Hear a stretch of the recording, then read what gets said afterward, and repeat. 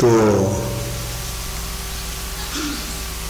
60-1.5 मन की बोरी लाद के फिर उधर से लाते थे। फिर कुछ समय 2-2.5 साल 4 साल के बाद फिर कोई और शिष्य लोग भी आना चालू हुए और कुछ भक्त लोग कहे महाराज हम ही ले जाओ, तुम कहे?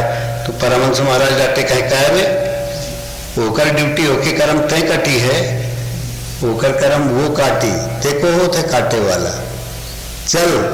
तो गुरु महाराज को सरितानंद कहते थे, सच्चिदानंद की जगह नाम तो रखा है तो सरिता, ये तो ब्रह्मचारी कह दिया करें, सरितानंद। बहुत परमहंस महाराज का एक बार दर्शन तो हुआ था सन 62-63 में शायद, या 64 में, 63-64 का 64 का। तो एक शाम को कोई तांगा की बग्घी हुआ करती थी 2 घोड़े की, तो उससे जो है गए थे तो शाम हो गई थी लगभग, बहुत रास्ते थे नहीं उस समय, ऐसा ही था उटपटांग। तो जाना हुआ था तो दर्शन किए, उन्होंने कहा जल्दी जाओ तुम लोग, आज शेर जो है, तो फिर जल्दी लौटना भी हो गया। तो बहुत हल्का हल्का स्मरण है। तो गुरु महाराज जो है जब धारकुंडी आए, अब थोड़ा देखने सुनने लायक हुए, सेवा में तो पूरा घिस गए थे, अंदर से तो चमक गए थे पर बाहर से शरीर जो है साधक का शरीर।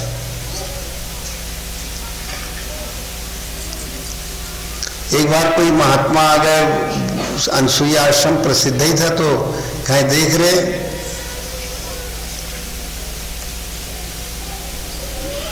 वो बाबा आए हैं, उनको भोजन करवा देना। अब यही भंडारी थे, यही सब कुछ थे वहां।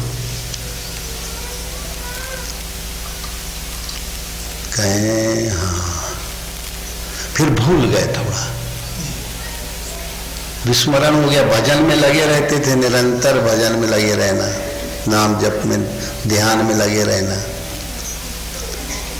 फिर गुरु महाराज को भोजन करा के कुछ समय बाद खुद भोजन करने लगे, तो परमहंस महाराज डंडा लेके पहुंचे, क्या करे ये भोजन कराते थे। वो बाबा जो आए थे उनको भोजन करवाए, कहीं भगवान भूल गए, कहते बहुत, कहे चल भाग, कहे हम भजन कब करेंगे। कहने लगे कोई भजन वजन नहीं, भजन हम कराएंगे, तू करेगा। तो उसके बाद कुछ ये हुआ कि जाओ विचरण करे, अभी तेरे संस्कार गड़बड़ हो गए। सब भगत लोग रोके कहे जा रहे हैं, खूब रोए गुरु महाराज, पहली बार निकले।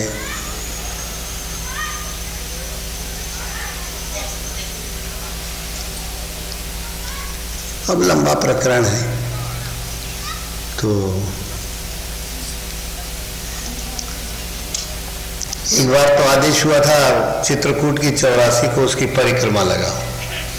एक बार जब गए थे पहले तो उधर से घूमते घूमते घूमते उसी समय 84 वो बाद वाली है, तो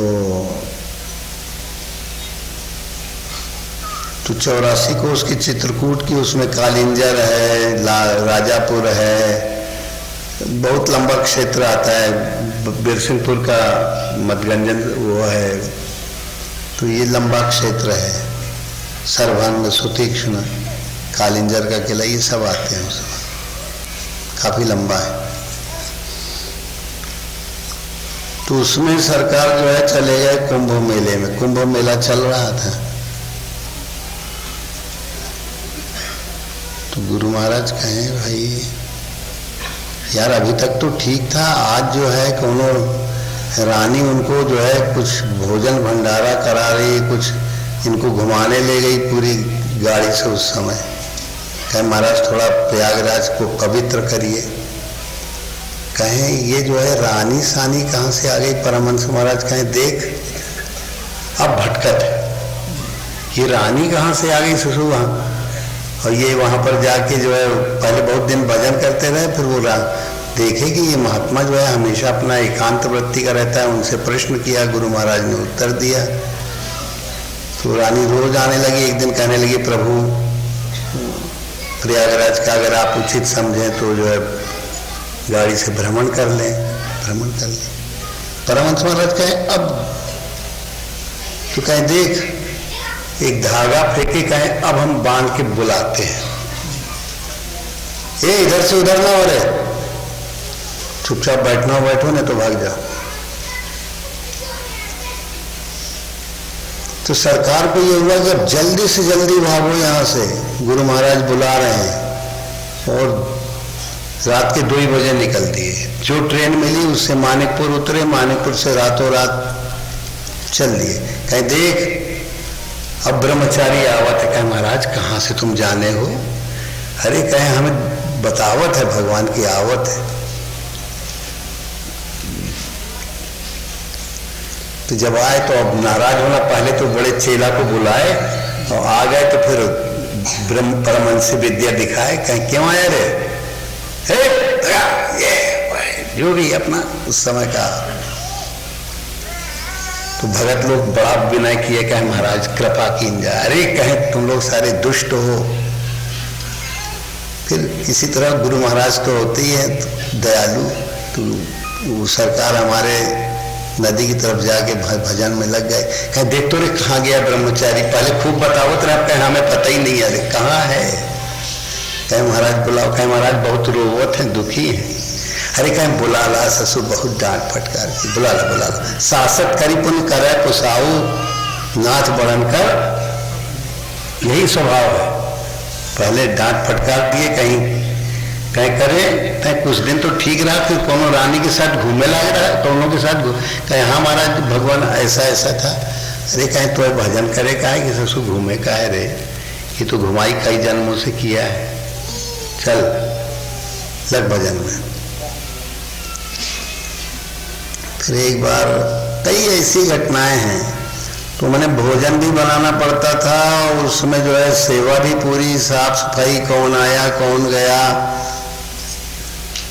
और डांट फटकार, और जो दंड नीति थी, कर्म को दंडित करते थे। किसी साधक को दंडित नहीं करते महापुरुष, उसके कर्मों को दंडित करते हैं। दंडा किसी को नहीं मारते, उसके कर्मों का दंडन करते हैं।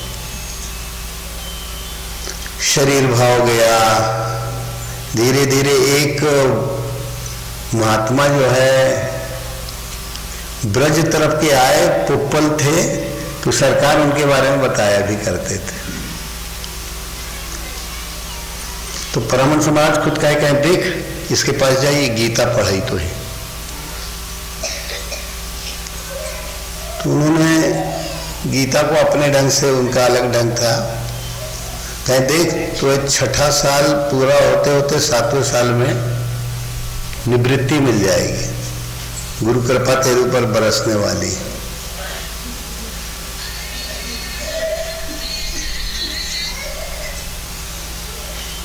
और वैसे ही हुआ।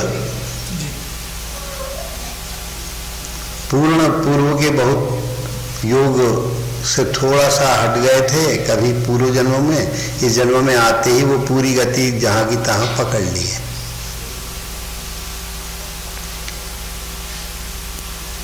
धारकुंडी आए तो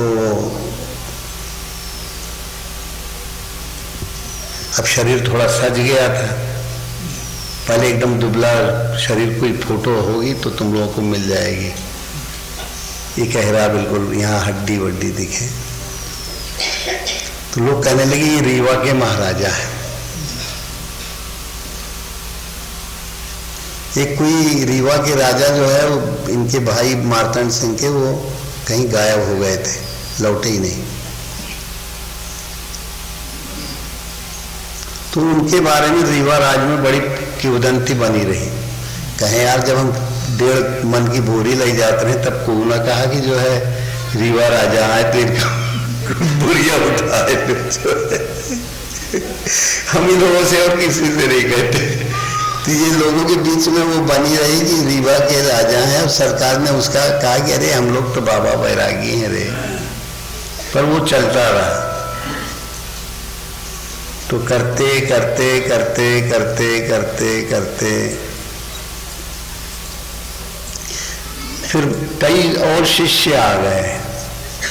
तो सरकार बोले कि कई तरह की घटनाएं। एक बार जो है सरकार बताएं कि एक कलेक्टर को, एक ज्वाला प्रसाद थे टिकरिया के, तो वो ले आए, कहें कि कलेक्टर को कि एसपी कलेक्टर इनको चलिए आपको जंगल घुमा दें और परमहंस बाबा के। तो परमहंस, अब वो बड़ा वैसा परिवार था, गुरोलिया परिवार, साधु महात्मा कोनो हो तो उनका कमंडल मंडल चढ़ाए लें, गुरोलिया परिवार है। हाँ तोड़ तो वहाँ जो है ननियाउरा है।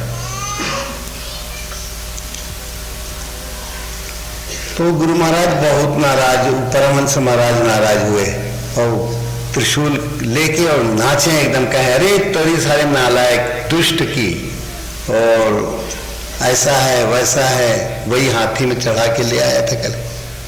तो उन लोगों को सरकार कहें कि गुरु महाराज हमारे उस समय सेवा रूप में थे, कहें गुरु महाराज ये लोग थोड़ा क्या कहें, अरे दूर देखा जाने ये दुष्ट आए।